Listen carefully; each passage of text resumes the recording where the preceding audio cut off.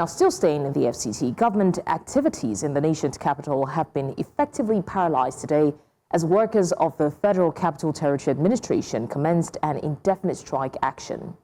The shutdown follows the expiration of a 7-day ultimatum issued by the Joint Union Action Congress, JUAC, which accused the administration of failing to address critical welfare concerns. Currently, the main FCTA Secretariat in Garki and the offices across the 6 area councils remain under lock and key, with union officials turning back staff and visitors at the gate. The workers are protesting the alleged illegal tenure elongation of retired permanent secretaries, the non-payment of promotion arrears, and the failure to remit pension and housing fund deductions. Too much. They brought out success rate of 22.5%. If that is how dunce we've been in the FCT, I don't think we'll be where we are today. And so we called them because this is the first time we're doing a CBT exam. Recall the papers and let's sit on a round table and see what exactly is wrong. I can categorically tell you here that there were glitches. There was power failure, and just power would go off. And they don't come back to look into that, there was power failure here. Time is up, time is up. There were glitches like invalid login details. So you're sitting at your computer, you try to log in, it tell you invalid. There was overcrowdedness. It was just not the way decent exams are being conducted. And immediately after the exams, we wrote our report, this and this and this we observed. So we thought they were going to call us, even with the mass failure by their report. And let's see, so what do we do? So what do we do with the issues that we raised? They didn't. So they just decided to do what they want. Yes, up until this moment. Just for clarity's sake, is it staff of the FCTA that has shut the gate and prevented entry and work activities? Yes, because that is part of the strike.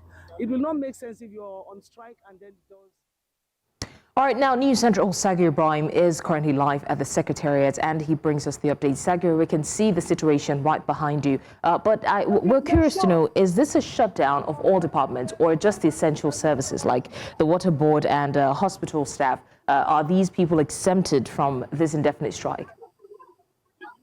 Well, blessings. Good afternoon. It's a shutdown of activities first the area council has explained to us by the president of the Joint Union Action Committee. You can hear the sounds in the background, agitated staff, some of them mentioning that they are giving as much as 2 years, for some of these issues to be addressed, but they were not addressed. Saiki, would you like to speak to us? We're live on TV. I heard you mention something about giving the FCTA 2 years to address these issues, yet it was not addressed.